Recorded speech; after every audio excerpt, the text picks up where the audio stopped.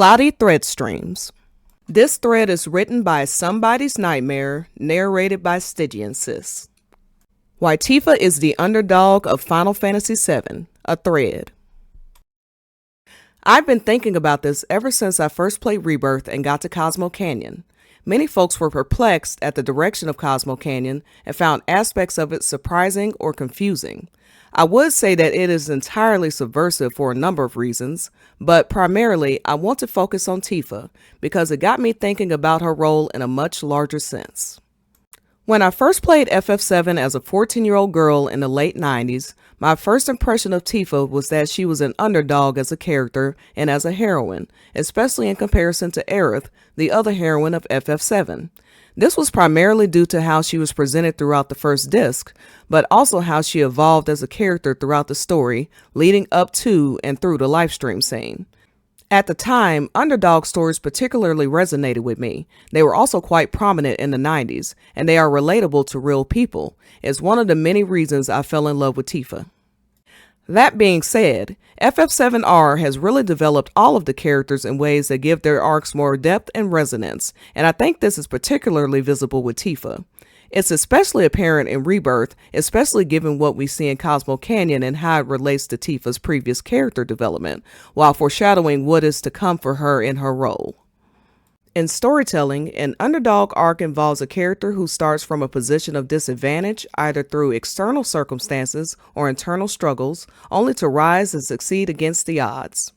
The underdog heroine in particular undergoes a journey of emotional growth, perseverance, and resilience, transforming her into a capable and powerful figure by the story's end. The arc creates relatability and builds tension, making the heroine's eventual triumph all the more rewarding for both the character and the audience. Underdog stories tend to feature heavily in sports and martial art films, but it is a universal archetype in storytelling. For Tifa, her role as an underdog is critical to understanding her role and ultimate evolution as a heroine, both in the OG and even more so in FF7R, which builds up this arc more steadily and organically. Through pivotal events in the game, as well as her evolving relationship with Cloud, Tifa's underdog arc is designed to prepare her for her significant heroine arc in Part 3, which will cover Disc 2 of the OG. Let's start with the OG, where Tifa is an often understated character, particularly in early portions of the story. In Disc 1, she plays a quieter role compared to the more outwardly central characters like Cloud and Aerith. While Aerith has her connection to the planet and Cloud is thrust into the role of the group's leader, Tifa's journey seems more personal and internal. Tifa's primary focus is her relationship with Cloud, who is dealing with an identity crisis that leaves him emotionally distant, confused, and susceptible to strange behaviors.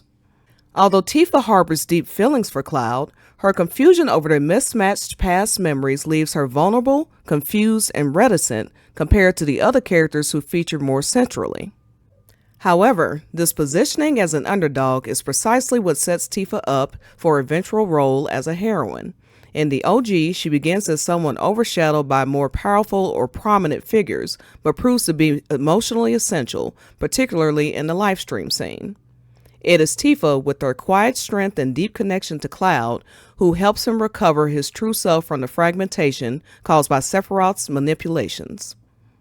Though Tifa may not have a magical connection to the planet or the external conflict, her strength lies in her emotional resilience and her ability to anchor Cloud when he is at his lowest. This transition from being in the background to being pivotal in Cloud's recovery is a hallmark of the underdog arc. Tifa's most critical strength is not in her outward power, but in her deep emotional ties and unwavering support. It is also a huge signal of the game's propensity to use red herrings and subversion as a vehicle for storytelling. FF7R takes Tifa's underdog arc that was present in the OG and expands it more steadily and organically. In Remake and Rebirth, Tifa's journey is given more focus and depth, allowing her character to grow gradually, especially in relation to her bond with Cloud and her own emotional challenges, such as her internal conflict over her involvement with Avalanche. In Remake, Tifa and Cloud reacquaint themselves after years apart, and their relationship becomes a central focus with far more development, nuance, tension, and prominence than the OG. Earlier in the story, Tifa is hesitant, unsure of her place in Cloud's life and the larger conflicts surrounding them. Much like in the OG, she begins in a vulnerable position, confused about the discrepancies of their past and struggling with feelings of guilt and self-doubt. Remake carefully builds up their relationship, showing moments where they grow closer, develop trust, and begin to support each other emotionally in ways they never did before. This slow burn of intimacy is a critical part of Tifa's Underdog arc. While she may not be the most obvious heroine within the scope of the external conflict, her emotional journey is laying the groundwork for her later importance in the internal conflict. This is reinforced in Rebirth, where Tifa's relationship with Cloud is tested by the growing threat of Sephiroth and related external forces. From the very first chapter, beginning with their conflict in Calm, we see the tension, unresolved issues, and external manipulation, Sephiroth, between them that will carry through the story. This slow burn of reconciliation and tension defines their relationship, as Tifa grapples with her growing trust in Cloud while dealing with this unpredictable behavior. The climax of this arc comes in Gongaga when, under Sephiroth's control, Cloud attacks Tifa. This moment marks a critical low point in their relationship, meant to test Tifa's faith in Cloud and her ability to stand by him despite his actions. However, the following livestream scene acts as a turning point for Tifa's Underdog heroine arc. In this scene, Tifa is essentially given a tutorial of sorts, which accomplishes 3 vital things. 1. Prepares her for her coming role in Part 3, aka Disc 2, by reinforcing her emotional resilience and resolve. 2. Reveals that Tifa too has been gifted with an important connection to the planet for a specific purpose, becoming Cloud's heroine, the one person who can help him reclaim his true self. And 3. Fortifies her faith in Cloud, reaffirming her belief in him despite the trauma of his attack. All of these elements are crucial in building Tifa up for her ultimate role in Part 3, where her emotional strength and deep bond with Cloud will prove indispensable. Following these climactic events in Gongaga, Tifa's role as an underdog becomes even more pronounced during the events of Cosmo Canyon, revealing her heroine arc with greater clarity through a clever subversion of expectations. Traditionally, Cosmo Canyon is a section of the game that focuses on external conflicts, especially tied to Aerith's role as a Cetra and her connection to the planet. However, in Rebirth, Tifa is unexpectedly thrust into the spotlight with a setting that purposely marginalizes her, with the narrative now drawing attention to her internal struggles. The shift in focus gives way to her emotional and personal conflicts, contrasting with the larger planetary issues central to the external conflict, although centered in the same setting where those issues are the focal point. Bugenhagen and the Elders, who represent the epitome of knowledge about the planet and the livestream, ridicule Tifa's personal experiences, dismissing them as heretical and uneducated compared to their teachings. This organized structure of Cosmo Canyon, revered for its wisdom, alienates Tifa, making her feel further out of place. She is sidelined in a place where the spiritual wisdom of the planet should matter most, yet her direct experiences within the livestream are discredited. This subversion is essential to Tifa's arc. Although she is overlooked by those considered authorities, it highlights her position as an underdog whose true power lies in her emotional resilience and connection to Cloud, not in abstract spiritual knowledge.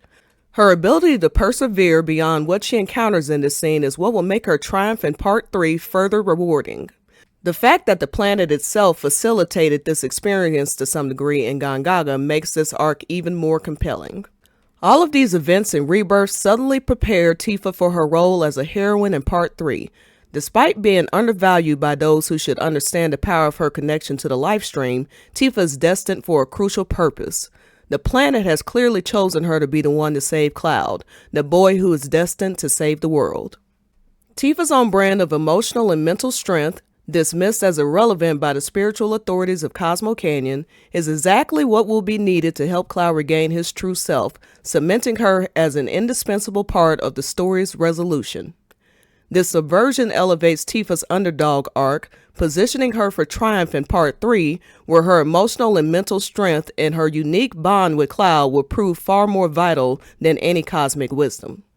This culminates with a powerful emotional contrast that sets up her lowest point just before the game ends, perfectly priming her for her ultimate heroine role in Part 3. After the events of Cosmo Canyon and Gongaga, the narrative takes a softer turn during Tifa's date with Cloud at the Gold Saucer. This scene is crucial for both Tifa and the player, as Cloud finally gives clear indication of his feelings for her by kissing her, offering a moment of happiness and intimacy. For Tifa, this moment of connection and affection from Cloud is deeply validating. After their long, slow burn of building trust and emotional closeness, this kiss solidifies that Cloud returns her feelings. It creates the calm before the storm, giving them both a brief moment of peace and joy before the dark trials ahead. This moment of emotional relief is soon followed by the unraveling of Cloud's mental state, marking the descent of Tifa's arc into its lowest point yet. The game transitions from the joy of the gold saucer to the Temple of the Ancients, where Cloud's spiraling intensifies under Sephiroth's manipulation. Tifa is forced to watch as the man she loves loses control, and her devastation grows as she realizes how powerless she is to stop it.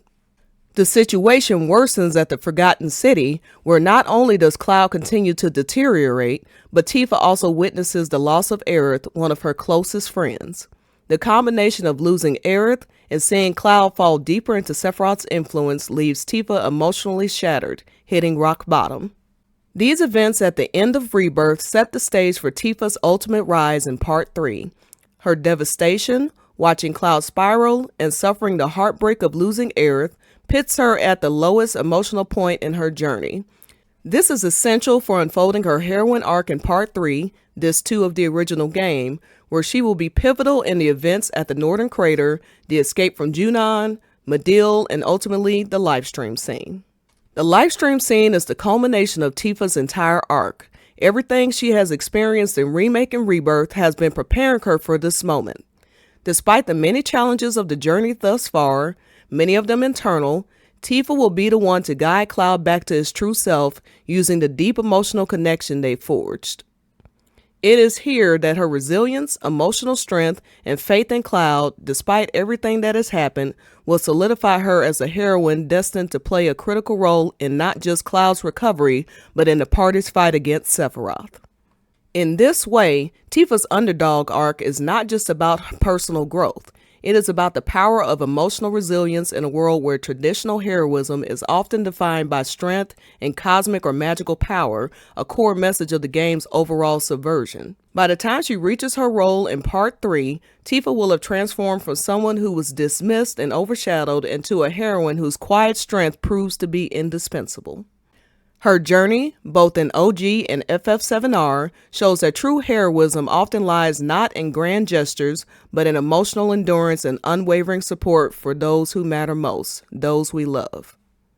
For content like this and more on Cloud and Tifa, please visit cloudxtifa.com or find us at twitter.com/cloudy.com.